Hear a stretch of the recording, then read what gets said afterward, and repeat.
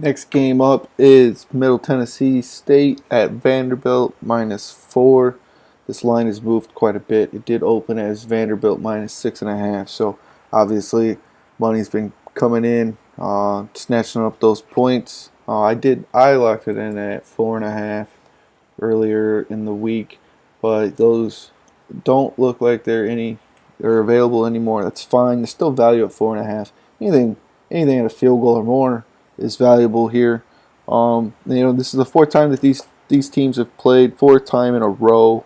The last 3 years, Vanderbilt has won all 3 years, but this is Middle Tennessee's best chance to win. If you're looking at total experience, they got a pretty stacked team.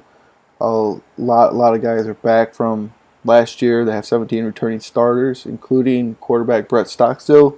Now, this team goes how Stockstill plays. He had some health issues last year, so that really they had some problems getting some consistency going. I thought that their backup last year was going to be fine, but Urzua has struggled, and he only had 816 in his 3 starts. But Stockstill's the real deal. He threw for 4,005 yards as a redshirt freshman in 2015, setting the school record. His dad, Rick Stockstill, is the head coach, and anytime that you can have a head coach's son as your quarterback, that's a plus right there. To the team. He grew up in a learning experience. He understands football. He has a high football IQ, right? And that's something that you can't. That's hard to teach. People have to. He's grown into it. He knows it. But looking at everything else, Vanderbilt. It's not like Vanderbilt's cupboard dry. They have 12 returning starters. This is probably going to be Derek Mason's best team here. Good chance for them to finally get back to a bowl game. But I don't think they do it in week 1 against Middle Tennessee.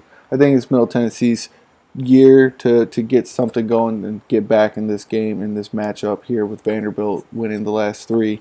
If you're looking at against the spread, Vanderbilt, it does favor Vanderbilt here, right? Vanderbilt's 16-15 as a home favorite, and Middle Tennessee is 15-22 as an away dog. Now that's over the last 10 years. And there's a lot to like about Vanderbilt. On the offense, they got the quarterback back. They got all their offensive line back. But what has this team done? If you look at their offense the last 3 years, let's look at the last 4 years. Last year, 351. The year before, 356. 327 in 2015. 288 in 2014. Right? So there's nothing to get excited about there. If you look at Middle Tennessee's offense, they had a down year last year, 393, 400 yards, almost 400 yards of offense is a down year. 2016, they had 518 yards per game, almost 40 points per game. 2015, 457. So, again, indicating Stockstill's health. Brett Stockstill stays healthy, which he should be this game. There's no, unless he gets knocked out against Vanderbilt. Anyway, I'm taking the points. I'm taking Middle Tennessee, and I'm looking for Tennessee to pull the upset on the road at Vanderbilt. Next game up is Bowling Green at Oregon, -31.5. Now, I'm big on Oregon this year. Not many people are, but I am. I really like this team. I think they have an opportunity to surprise. I know it's a first-year coach, but Mario Cristobal, he was the offensive coordinator here last year, so it's not like they're inputting a new system. Also, they retained defensive coordinator Jim Leavitt, made him one of the highest-paid defensive coordinators. I think Arenado down at LSU is the only one who makes more than this guy, but he's done a great job turning the defense around. He came in last year, and they showed a ton of improvement. The total yards allowed dropped to 370. They only gave up 130 rush. Points allowed dropped to 29. Now, they did that with 9 returning starters, but this year they have 7 returning starters on defense. Second year in this system, guys are going to fly around the field. They're going to make plays. They're not going to be thinking. They're just going to be making plays. They're going to show improvement. Now, the reason why I like Oregon is this offense, especially with QB Justin Hebert back there running it. They just put up absolutely phenomenal numbers with him last year. If he can stay healthy, then they have an opportunity to make a lot of people look silly, especially on offense. They can put up big numbers, and if the defense can put up anything consistently, like they did last year, or that resembles last year's numbers, they will crush people. They will absolutely crush people. I don't see this offense not averaging 40 to 45 points a game. There's just no stopping them with Haybear staying healthy. The offensive line is solid. They always have talent at the running back positions. I mean, it's Oregon. They got Phil Knight money up there, right? The facilities are outstanding. Their recruiting is fantastic. Now, their opponent, Bowling Green, yeah, they got 13 returning starters. They got a third-year head coach. They got a lot that I like, but they're not good in openers. If you look back the last 4 years, opened at Western Kentucky, they were a 6.5 point favorite. They lost by 28 points.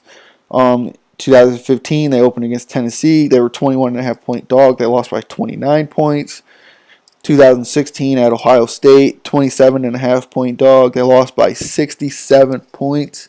And then last year at Michigan State as a 17.5 point dog, they lost by 25 points. And Michigan State's not like they're a real powerful team. Nobody expects them to put up big numbers. They're not a team that says, "Oh, high powered offense," and they scored 35. Like, if you look at the defense allowed last year, they allowed 507. Year before, 464. 2015, 418. 2014, 494. So this defense just, they haven't had one for years. Why? There's no signs pointing that they're going to show any dramatic improvement this year on that side of the ball. And when you have an offense that can't be stopped like Oregon's and a defense that can't stop anybody, I mean, you have the potential to put records, right? I mean, if outside Western Michigan, Buffalo's 7 overtime game that had just astronomical numbers, out of this world statistical numbers, nobody's going to compare to Oregon. Has the potential to compare to Oregon in this game. I think they could hit 500-600 yards on offense. They're going to put up big numbers, and they're going to. And I'm taking them. I'm laying the heavy chalk. 5 touchdowns. That's going to be easy. They like to run up the score. They don't have any problems. Look, they have an FCS opponent on deck, Portland State. So it's not like they got a big boy on deck that they need to prepare for, or that they need to want to rest their starters, or anything like that. They can go out, they can run it, and they can score, and score some more. So Oregon minus 31.5. The next game on the docket puts a Conference USA top possible contender against one of the bottom teams from the SBC. Yes, we're talking Louisiana Tech minus 10 at South Alabama. Now, South Alabama, I'm not expecting much out of South Alabama this year. They're probably going to be one of the worst teams in college football. Maybe not the worst in their conference. That'll go to Texas State, and they'll battle it out down there in the bottom with a few other poor teams. Maybe UTEP, UTSA. Liberty could be down there. But, yeah, anyway, I'm digressing. So, you got South Alabama. First-year head coach, starting quarterback was supposed to be back, but he walked out on them in the spring or after the spring. Who knows what's going to happen there. They got to plug in a redshirt freshman. So, not really expecting much out of that. I mean, this offense hasn't really done much, if anything. Last year was just icing on the cake, the continuous downward trend. They only got 97 offensive rushing yards a game last year. I mean, that's a huge drop-off. Yeah, they'll probably improve on that number. I mean, it can't get much worse than that number. But it's not like it's going to all of a sudden win. Defense has been questionable. 418 yards a game last year, 390 the year before that, 416 the year before that. So roughly 400 yards a game average the last 4 or 5 years. That's nothing to brag about. They're not good covering the line as a home dog. They're only 6-9 at home as an underdog. I mean, at home altogether, they're only like 12-24. So that's terrible. That's terrible. How can you do that? They're decent against the non-conference opponents. Louisiana Tech, on the other hand, an away favorite. 15-10, that's pretty solid. They perform on the road well overall. 22-17 as an away dog. versus non-conference opponents. They're 28-20. So they're good. They're used to performing on the road. And it's not like they're strangers to being an away favorite. I mean, 2 times in 2013, 3 times in 2014, 3 times or 4 times in 15, 4 times in 16, 3 times last year. So this isn't a strange role to them. They should be fine. If you look at the stats, or the people coming back, Louisiana Tech has 15 returning starters, including their quarterback, which is great. They got 97 career starts returning on the offensive line for a team that averaged 172 rushing yards a game last year. So why can't they do more of that? I expect them to be able to continue to do that, put up big yards. Offense hasn't been a stranger to this team. They did take a step back last year. This is the crazy thing. They had a 403 yard per game average last year on offense, and that was a step back from the previous 2 years. They did 483 yards per game in 2015, and in 2016 they did 515 yards per game. Skip Holtz, he runs a great offense. They always put up big numbers, and he gets a returning starter at quarterback for the first time in his 6 years here. This is his 6th year as the head coach there, and it's his first time getting a returning starter at quarterback.